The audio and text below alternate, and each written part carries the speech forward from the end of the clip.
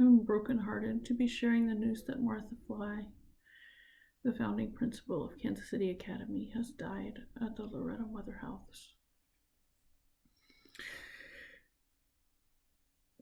Martha died without a penny to her name. She was surrounded by the love of caring family and friends. She died with people all across the country praying for her to find peace and comfort.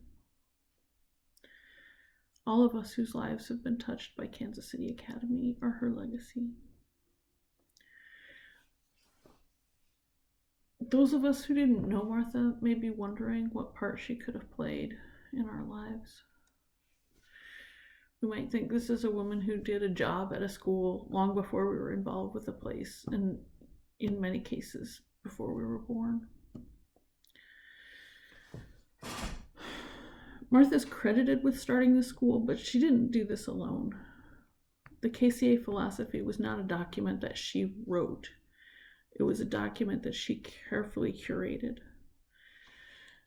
She led the effort to collect the thoughts, beliefs, and the descriptions of a learning community that was devoted to a collective and empowering experience for their students. The decision to open the doors of KCA after Loretta closed was facilitated by Martha, but not decided by her. She consulted stakeholders and community members and trusted advisors and proceeded with confidence that the teachers and families who were starting this journey believed wholeheartedly in the worth and the necessity of our school. She walked that walk. She was not a founder in the sense of a dictator or, a person whose singular vision, to put a more positive spin on it, founded the school. She was a collaborative, caring person who listened to others, and she led in that way. Martha viewed KCA as a ministry, as a calling for much of us who participated in the community as for herself.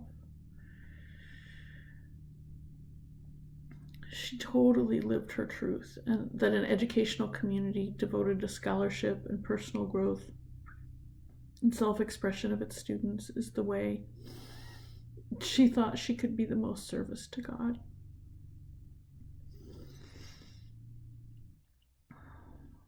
Martha was not cool.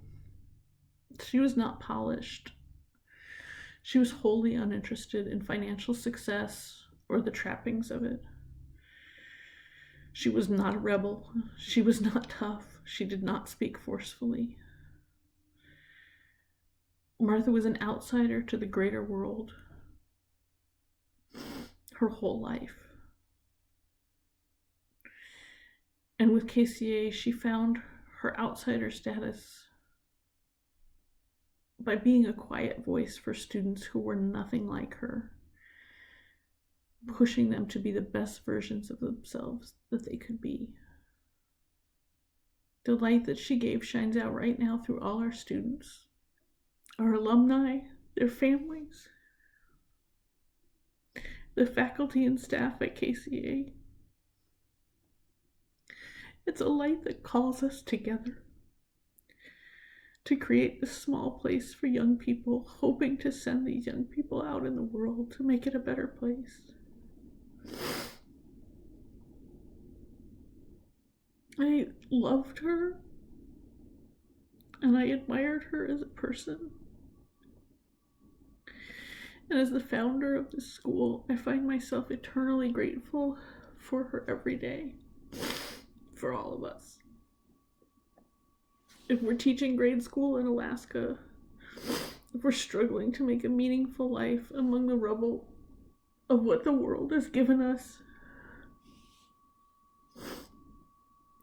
if we're quiet family people, or if we're loudly successful artists,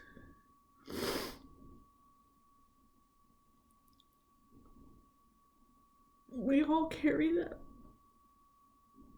little spark, that piece of KCA that lives in our lives, our belief that we can help the world be better, a better place. We carry that knowledge that we deserve to be treated with respect no matter our station, that we owe those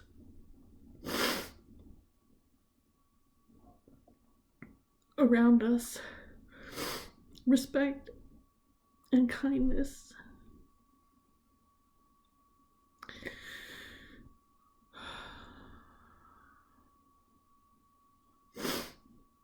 There would be no such thing as KCA without her, and therefore we would not be who we are today without her. Her life was wildly successful, beyond her wildest dreams. I give thanks that she was here with us, and I charge us all to continue to participate in that legacy every day.